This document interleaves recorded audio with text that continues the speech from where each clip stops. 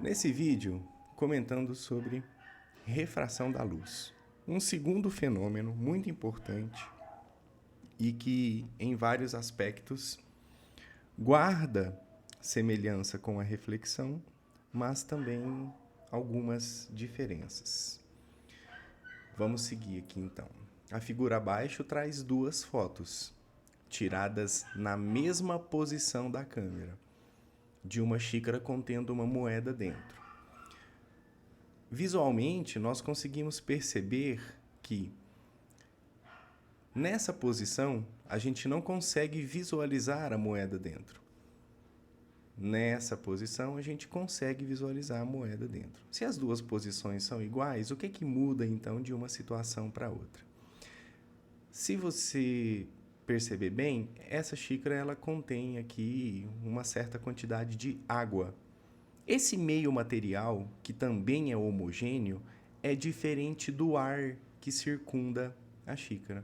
Então, a luz, quando ela mudar o meio de propagação do ar para a água, ela vai sofrer um desvio, o que vai ocasionar, então, na visualização dessa moeda aqui dentro, que na situação anterior não era possível, mesmo as duas imagens tendo sido feitas na mesma posição.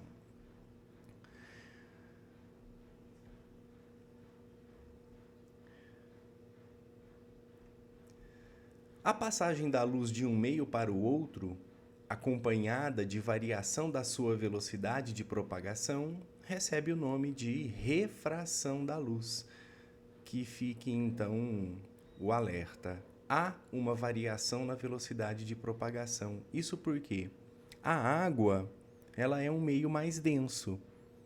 Então, isso vai acarretar numa espécie de resistência para a luz poder percorrer este meio que tem uma diferente constituição físico-química, uma diferente densidade em relação ao ar. A refração ela pode acontecer com ou sem o desvio na direção de propagação. Aqui então está uma imagem daquela situação da xícara, ok? Aqui nós temos o raio de luz que se propaga do fundo da xícara ou da tigela, e é possível você perceber que esse raio de luz, quando ele emerge da água, né, ele não faz mais essa trajetória em linha reta. Existe um desvio, um desvio angular nesse raio de luz. E esse desvio de quando a luz sai da água e passa para o ar, vai proporcionar essa situação visual de conseguir visualizar partes do fundo aqui da tigela que sem a água não era possível anteriormente, ok? Bom, então aqui o raio de luz 1 ele representa a situação em que há desvio de luz. O raio de luz 2, ele é um raio de luz que é perpendicular à superfície da água, né? Esse raio de luz, ele não sofre desvio, sai da água e entra no ar sem nenhum tipo de desvio. Então é nessa situação em que esse raio é perpendicular à superfície dos dois meios de propagação. Aqui uma relação simples para a gente poder calcular o índice de refração, tá? Então, esse conceito de índice de refração, ele vai vir vinculado a essa letra N, nessa relação matemática. O índice de refração é, portanto, a velocidade da luz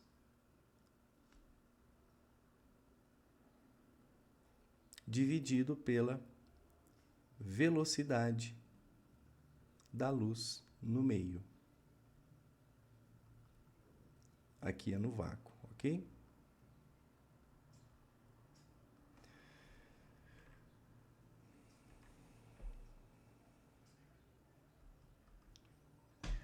Agora, lei de Snell-Descartes. A lei de Snell-Descartes, ela vai trazer para a gente uma relação matemática onde é possível ter uma representação mais quantitativa, na verdade, né, desse desvio que a luz sofre.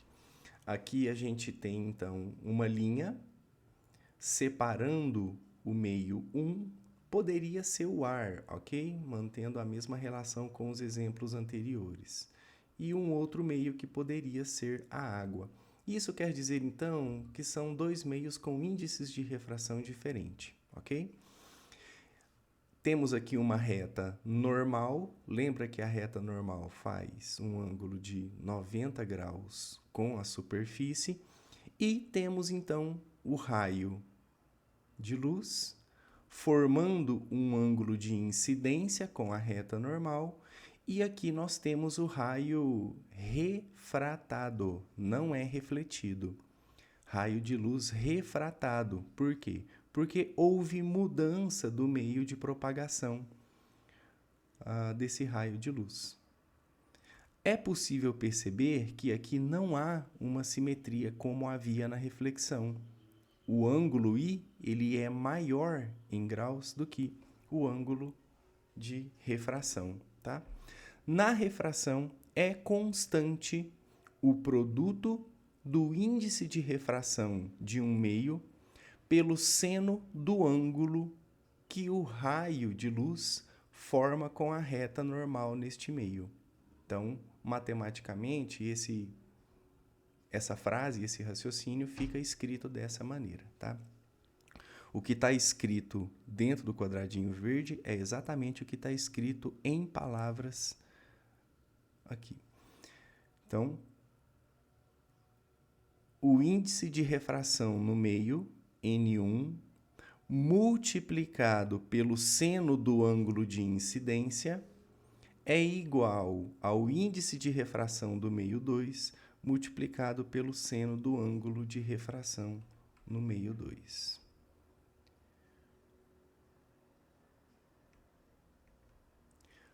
Agora, quais são as consequências dessa lei de Snell-Descartes? Então, a gente vai ter o seguinte. Para a incidência oblíqua no meio mais refringente, então, seria aquele meio que tem o maior índice de refração, ok?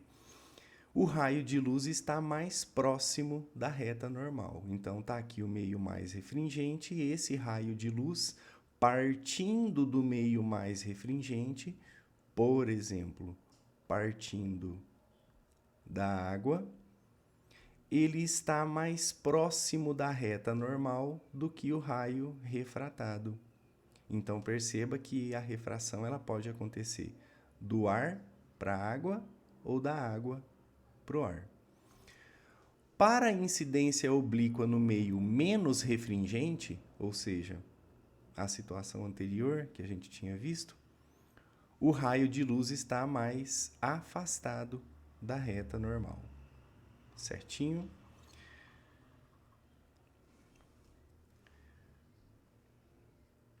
Aqui está uma constatação, né? Mostrando que o raio de luz refratado, o ângulo R, ele é maior do que o ângulo I, que é o ângulo de incidência. Situações em que pode acontecer a reflexão total. Ou seja, a gente está voltando no vídeo anterior. Pode acontecer reflexão em um contexto de refração. E como que isso pode acontecer? Com a seguinte maneira.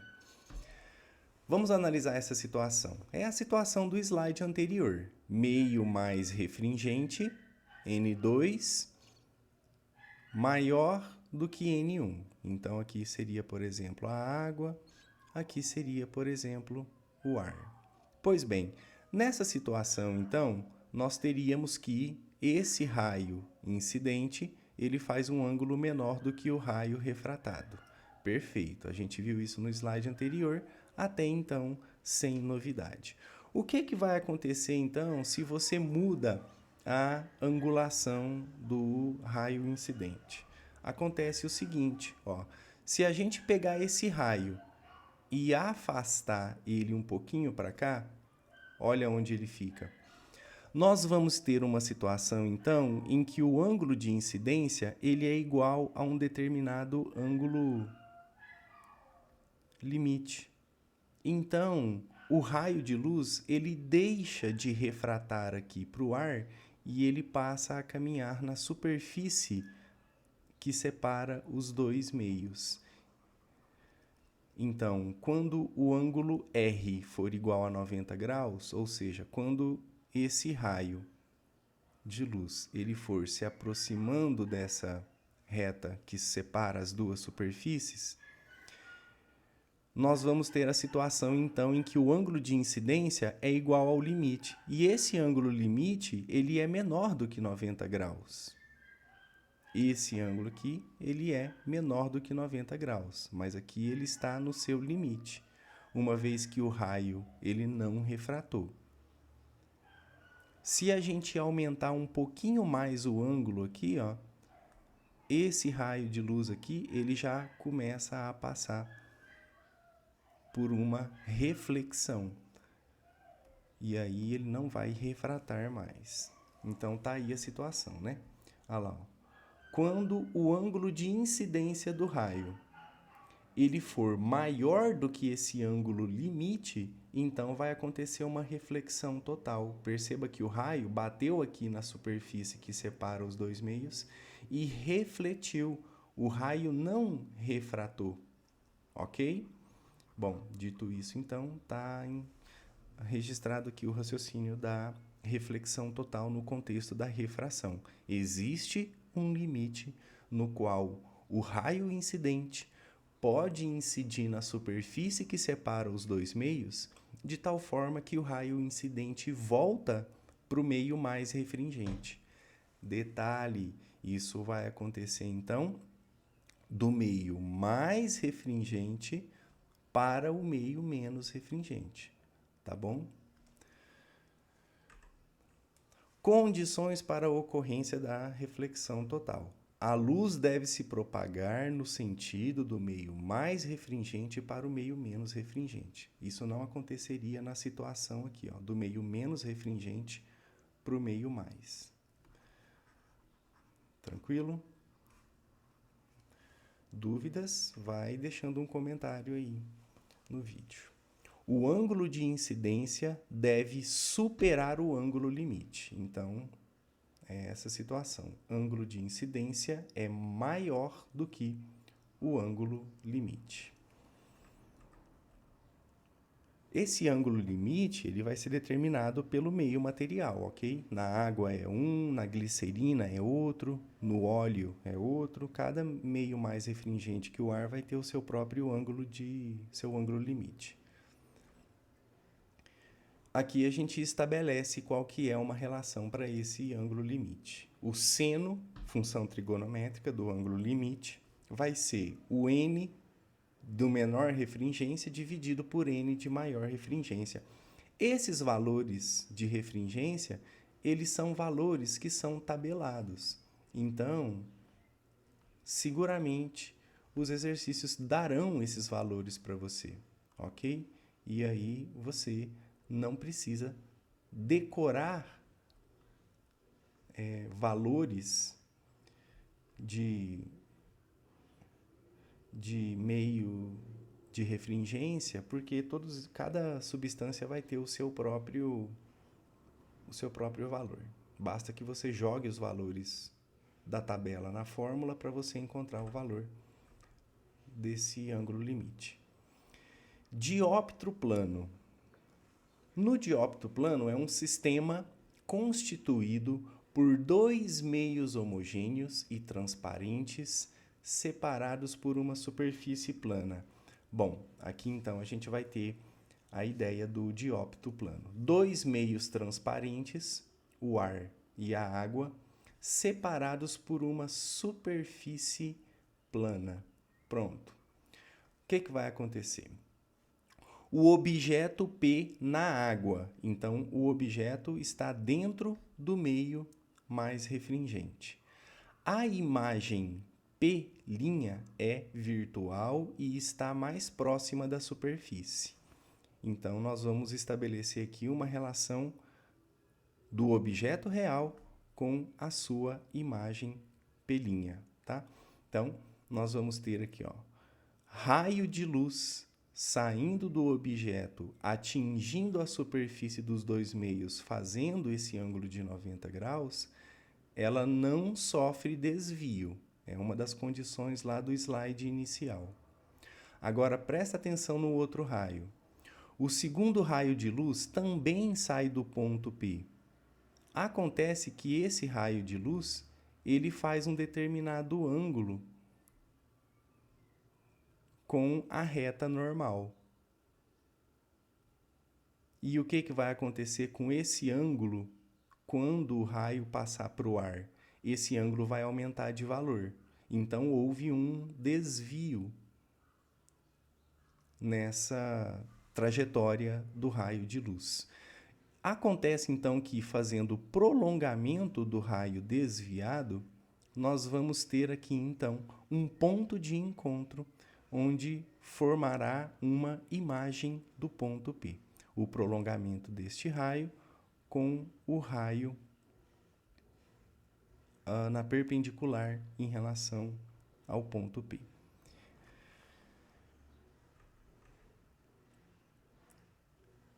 Agora, fazendo a situação oposta, né? Então, a gente continua com o ponto P, só que agora no meio menos refringente, ok? Você tem aqui dois raios de luz saindo do objeto.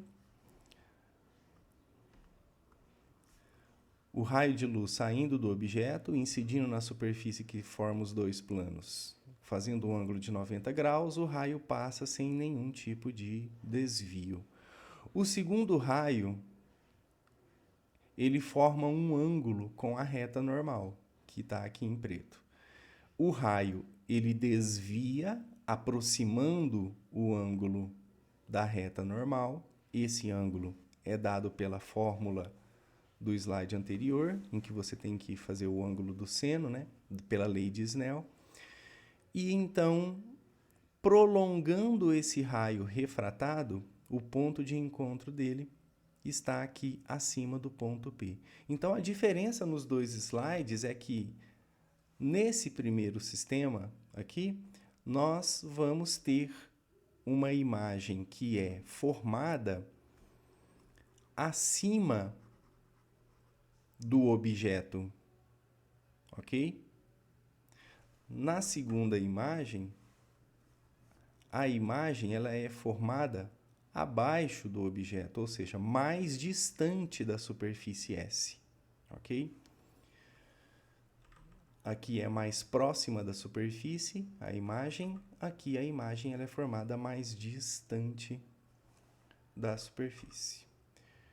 Equação de Gauss para o dióptro plano. Então, vamos lá. As letrinhas a gente já conhece, né? O N é a relação dos meios de refringência, né? Então, P e P' são as distâncias do ponto objeto P e do ponto imagem P' à superfície.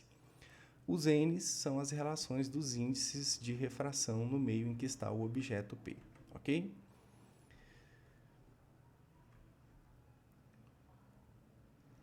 Decomposição da luz solar, a gente já teve lá no primeiro vídeo uma imagem mais qualitativa a respeito do que estava acontecendo, mas agora com a refração acontecendo, a gente pode estudar um pouquinho mais detalhado o porquê que aquele fenômeno de decomposição da luz branca ela acontece quando a luz branca ou policromática atravessa um outro meio material e sofrendo, portanto, a decomposição. É importante notar que, para que você consiga compreender a decomposição da luz cromática, a gente precisa entender uma série de desvios, de refrações que vão acontecer nas superfícies do prisma, que é essa pirâmidezinha feita de vidro. Então, a gente tem aqui dois meios homogêneos de índices de refrações diferentes. Olha aqui, raio incidente formando um certo ângulo com a reta normal, beleza? Bom, esse ângulo aqui vai sofrer um desvio quando passa do ar para o vidro. Então, perceba, cada um dos componentes da luz branca vai sofrer um desvio diferente. Perceba, a luz vermelha é a que sofreu o menor desvio. A luz laranja sofreu um desvio um pouquinho maior. A luz amarela ainda um pouquinho maior. E cada vez que o comprimento de onda aumenta, cada vez que o comprimento de onda diminui, o que está aumentando aqui é a frequência da onda, né? A gente faz essa discussão lá nas ondas. Cada vez que o comprimento de onda vai sofrendo uma alteração, muda o ângulo. Esse ângulo para o vermelho é diferente do ângulo para a luz laranja, que é diferente para a luz amarela. Então, você vai percebendo que cada vez que a gente muda de cor, o ângulo ele vai aumentando um pouquinho. E a luz que sofre o maior desvio angular ao sofrer a refração em relação à reta normal é a luz de cor roxa, né? A luz violeta. É isso. Acontece que aqui dentro essas luzes vão se propagar em linha reta e lá na outra face do prisma vai acontecer novamente uma outra refração, onde a luz vai passar do meio mais refringente para o meio menos refringente. E olha só que interessante, agora acontece uma refração novamente.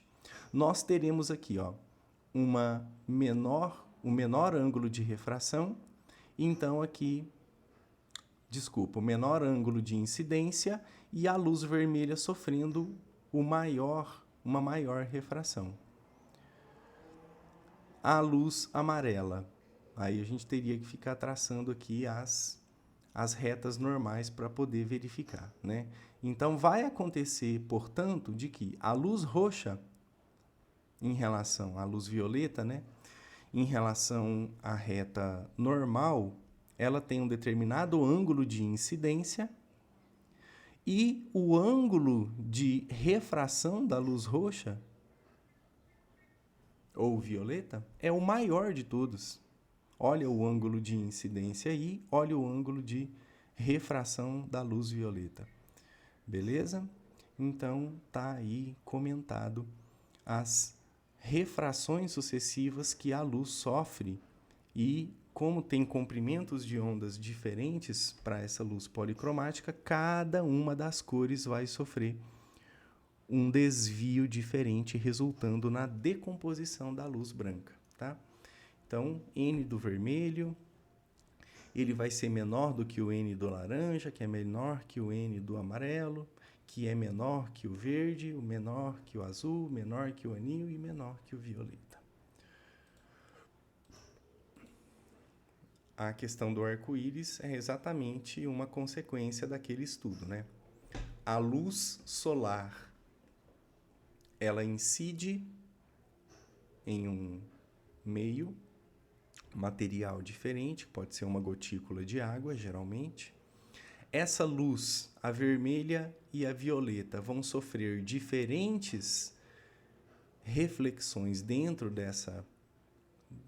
desse meio material, dessa gota de água, e serão refratadas com diferentes ângulos. Acontece que, para diferentes posições, então, você vai ter diferentes raios chegando no seu olho, né? No olho do observador. O comprimento de onda que mais sensibiliza lá no arco-íris é o do vermelho. Não é tão visível a luz violeta para a nossa retina. Até porque, biologicamente, a nossa retina ela se sensibiliza mais com a luz ali na região do amarelo e do verde, e não tanto da luz violeta, que já está beirando o nosso limite, o limiar da nossa visão, que seria o ultravioleta. Então, essa luz violeta no arco-íris, ela não é tão proeminente, observável como a vermelha. Então, das gotas superiores, o observador recebe a luz vermelha, e das gotas inferiores, o observador recebe a luz violeta. Então, diferentes posições, diferentes raios de luz, de comprimentos de ondas diferentes, chegam na retina do observador. Por isso, o arco externo do arco-íris é vermelho e o interno é violeta. Então, essa relação aqui ela acontece para justificar o porquê que a parte de cima do arco-íris é vermelha e a de baixo ela é violeta. Tem uma ordem nas cores do arco-íris que nós conseguimos observar. Agora, falando de lentes, esse estudo aqui, ele é feito muito semelhante ao que a gente fez com os espelhos. No entanto, algumas coisas diferentes vão acontecer. E aí eu vou comentar, porque agora nas lentes, a luz ela vai refratar e não refletir. Então, as lentes são componentes fundamentais de diversos dispositivos que conhecemos, como câmeras fotográficas, óculos, projetores, lunetas e microscópios. As lentes são corpos transparentes com duas faces esféricas, ou uma esférica e outra plana.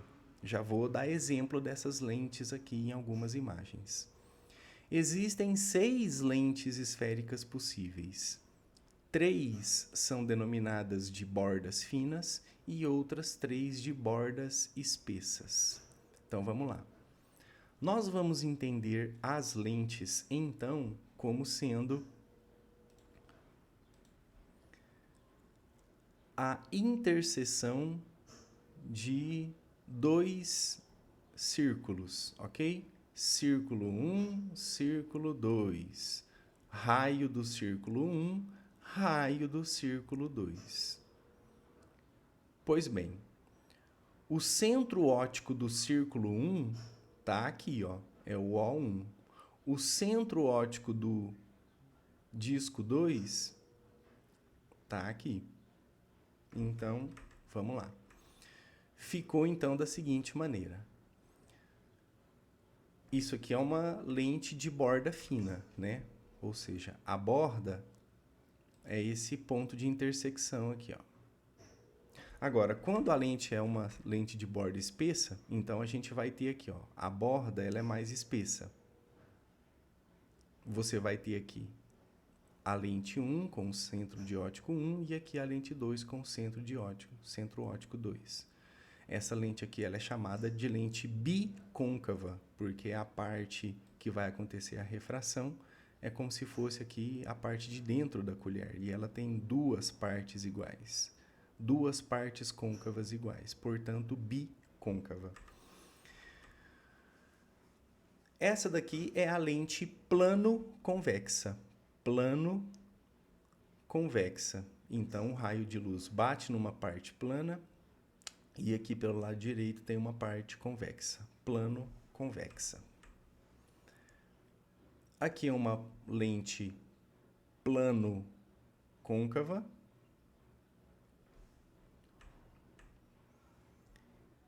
E aqui uma lente convexo-côncava. Então, nós temos uma lente, ou seja, a parte externa aqui da lente, formada por um círculo de raio maior, que é o círculo de raio 1, e nós temos aqui na parte de dentro dessa lente uma circunferência menor de raio R2, sendo que o raio 1 é maior do que o raio 2.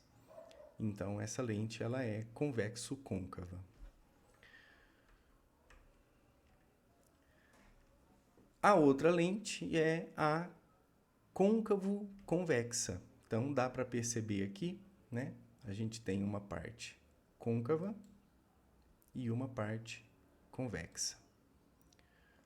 De novo, sempre a relação das duas esferas. Às vezes elas se interceptam, às vezes elas estão mais afastadas, às vezes elas estão dentro uma da outra, e isso vai determinar o formato da lente. Cada uma dessas lentes vão ter uma função no nosso cotidiano. Bom, passado os desenhos das lentes, que você não precisa decorar, apenas entender que existem 6 tipos de lentes e cada uma delas são determinadas pelas diferentes intersecções desses 2 círculos, ok? Com raios diferentes.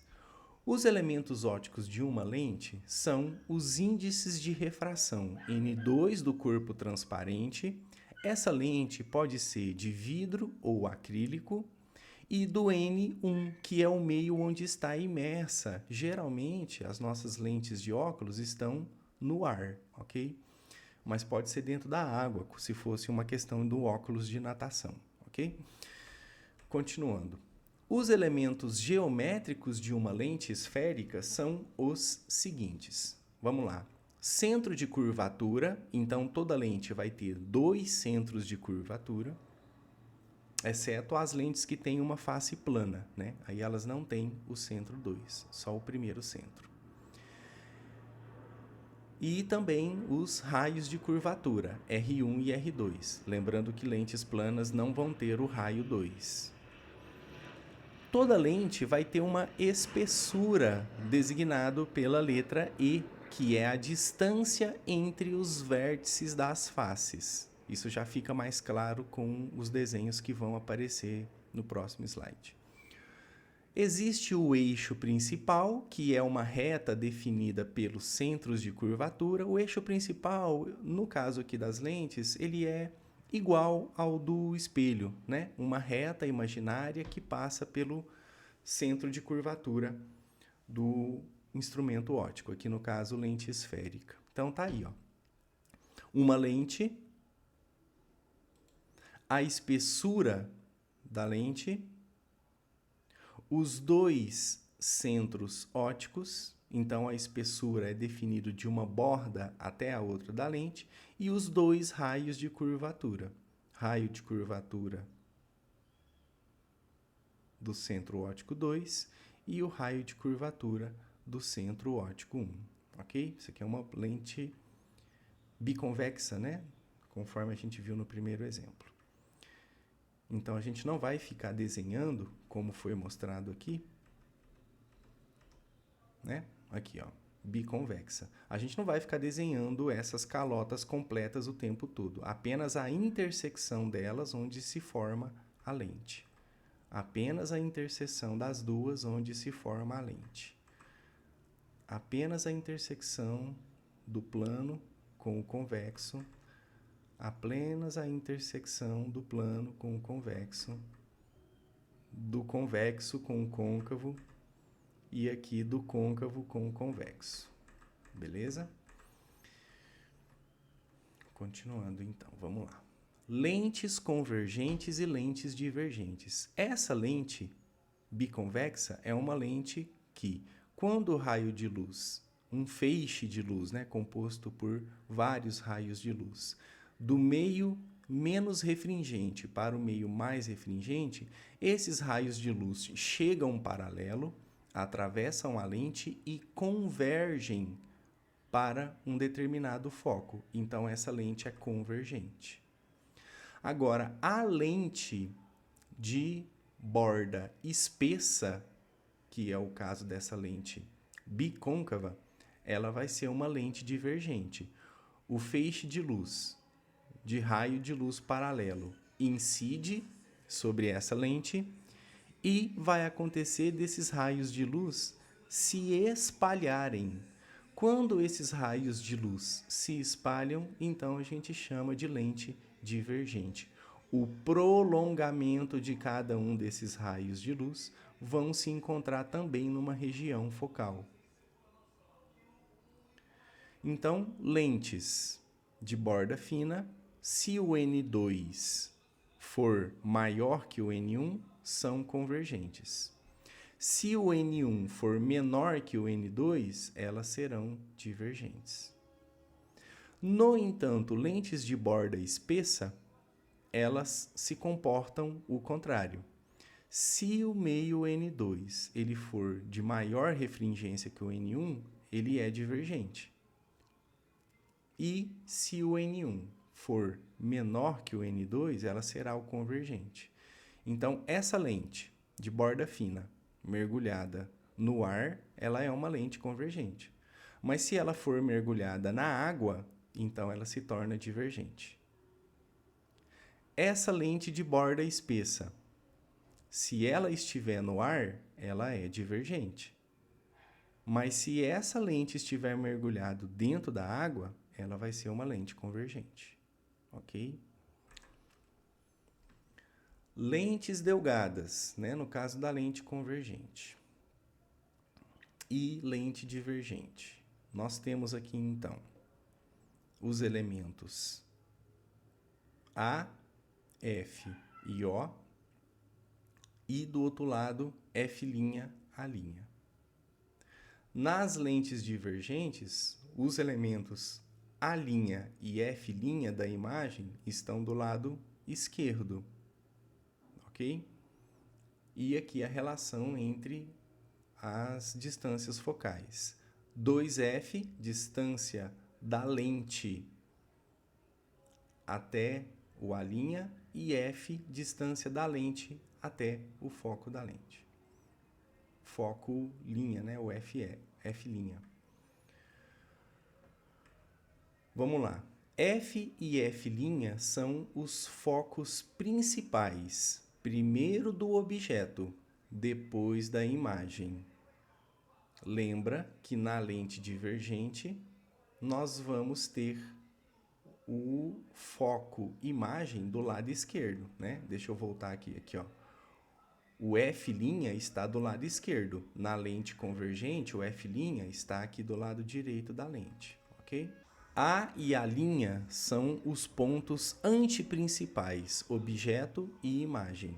Então, objeto, imagem, imagem, objeto. E o O é o centro óptico da lente. Aqui eu quero destacar uma diferença no desenho das duas lentes que talvez não esteja bastante claro, né? Mas, quando nós vamos representar uma lente, a lente convergente ela é representada com essa setinha apontando para cima e para baixo. Já na lente divergente, estas setinhas elas têm orientações diferentes. Na lente divergente, nós vamos fazer assim. Ok?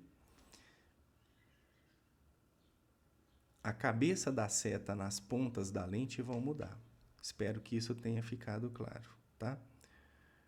Convergente, e assim vai ser o desenho da lente divergente.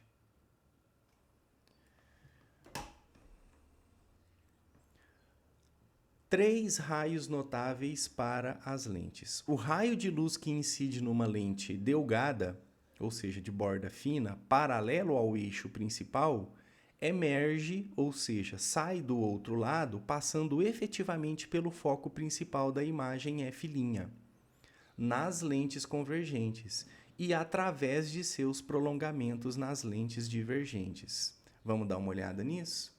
Ó. A gente tem aqui, então, portanto, lente convergente, raio de luz que incide paralelo, bate na lente, emerge do outro lado, passando pelo foco linha. Raio paralelo, bate na lente, passa pelo foco linha. Na lente divergente, olha que interessante. O raio que incide paralelo emerge do outro lado, ou seja, não reflete, ele refrata para o outro lado, e o prolongamento do raio é que vai passar pelo foco linha. A mesma coisa para o raio paralelo aqui embaixo do eixo principal. Emerge do outro lado, o prolongamento dele passa pelo foco linha.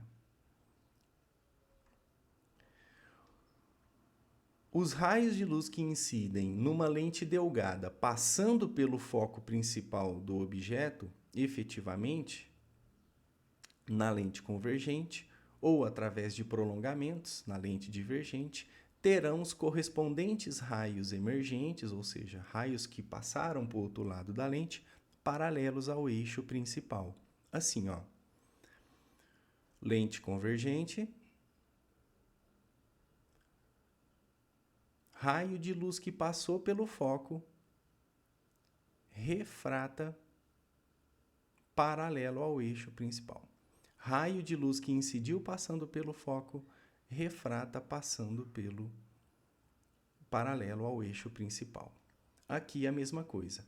Raio de luz incidente refrata na lente divergente, olha o sinal da lente, paralelo ao eixo principal. Raio de luz que incide passando com o prolongamento, passando pelo foco, refrata paralelo ao eixo principal, ok? E agora um terceiro raio de luz. Todo raio de luz que incide passando pelo centro óptico o atravessa a lente delgada sem sofrer nenhum desvio. Então, pronto. Raio de luz que passa pelo centro óptico não sofre nenhum desvio. Nem na lente convergente, tampouco na lente divergente. Objetos situados antes do ponto antiprincipal A, imagem real invertida e menor do que o objeto. Olha aí, pessoal. Lente convergente, presta atenção porque depois nós vamos precisar dessas relações de obtenção de imagem para corrigir defeitos na visão. Então, nós vamos ter aqui, ó, o objeto real, DC, uma vela, 2 raios de luz, incidiu paralelo, emerge passando pelo foco antiprincipal F'. Segundo raio notável, incidiu passando pelo centro óptico, não sofre desvio. Os 2 raios vão se encontrar nesse ponto e aqui se forma a imagem. A imagem ela é real, porque não foi feita por prolongamento de raios. Ela é invertida, porque está de ponta cabeça em relação ao objeto. E o tamanho dela é menor do que o objeto real. Lente convergente, objeto situado entre o foco antiprincipal e o foco principal do objeto F. Como que fica a imagem? Então, o objeto estava aqui, agora se aproximou. Os mesmos 2 raios notáveis, incide paralelo, refrata passando pelo foco. Incide no centro óptico, não sofre desvio. Olha a conclusão. A imagem ficou maior, mas continua sendo real e invertida. Agora aproximando ainda mais o objeto. Quando o objeto se aproxima, ó, ele estava aqui, depois aqui, e agora o objeto está entre o foco principal e o centro óptico da lente. Então, mesmo os raios notáveis, incide paralelo à lente, refrata do outro lado, passando pelo foco antiprincipal. Incidiu no centro de curvatura, não sofre desvio. Perceba que esses 2 raios eles estão se afastando. E eles não vão se encontrar, mas o prolongamento desse raio e o prolongamento desse raio vão se encontrar, agora dando uma imagem que é direita e virtual. Mudou a natureza da imagem obtida. Antes era real, agora é virtual. Antes era invertida, agora é direita. E continua maior que o objeto. Agora falando da lente divergente, porque os 3 casos da posição do objeto em relação à lente convergente foram dadas já. Na lente divergente, fazendo o estudo das imagens aproximando o objeto da lente. Então, vamos lá. Ó, lente divergente. Identifica a lente pelo seu desenho. Vamos lá. Objeto antes do foco antiprincipal. Raio paralelo refrata se afastando da lente. Raio que incide sobre o centro óptico não sofre desvio. Então, perceba, esses dois raios estão se afastando, eles nunca vão se encontrar. Mas o prolongamento desses dois raios vão se encontrar nesse ponto onde você tem a formação de uma imagem. Essa imagem, ela é virtual, porque teve que ser formada por prolongamento de raio. Ela é direita, porque tem a mesma orientação, e ela é menor do que o objeto.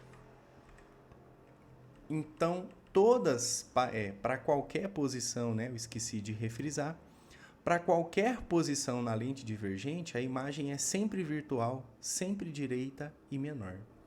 Lembre-se que o mesmo acontecia lá no espelho, né? Existe um espelho no qual você sempre obtém o mesmo tipo de imagem em qualquer distância do objeto em relação ao espelho. E se você prestou atenção no vídeo anterior, eu quero que você me diga aqui, em qual espelho a imagem obtida tem sempre as mesmas características. Algo semelhante está acontecendo aqui na lente divergente. Em qualquer posição do objeto, afastado, próximo do centro óptico, a imagem é sempre virtual, sempre direita e sempre menor. Equação de Gauss e o aumento linear transversal. Então, aqui na equação de Gauss, a gente vai ter essa relação do foco, da distância da imagem e da distância do objeto. Se o objeto for real, P é maior do que zero. Então, esse valor ele é positivo. Agora, se a imagem for real, esse valor aqui ele é maior do que zero. Se a imagem for virtual, o que vai acontecer é que esse valor aqui ele é negativo, menor do que zero. Já para as lentes, o que vai mudar é a distância focal. Na lente convergente, esse f ele é positivo. Na lente divergente, esse f ele é negativo. Então, esses valorzinhos de foco, o valor do P e o valor do P', que diz respeito à imagem obtida em relação à lente, eles serão assumirão valores positivos ou negativos e eles serão dados lá no enunciado do exercício. Esses exercícios a gente treina em sala de aula. Aqui o momento é só de apresentar as equações para vocês. Agora, com relação ao aumento, nas lentes, assim como havia lá no espelho, tem também uma relação do aumento. O aumento é o valor da imagem dividido pelo valor do objeto. Quando o A for maior do que zero, a imagem é direita. Quando o A for menor do que zero, a imagem ela é invertida. Lembra que essa equação aqui ela é diferente no espelho, tá?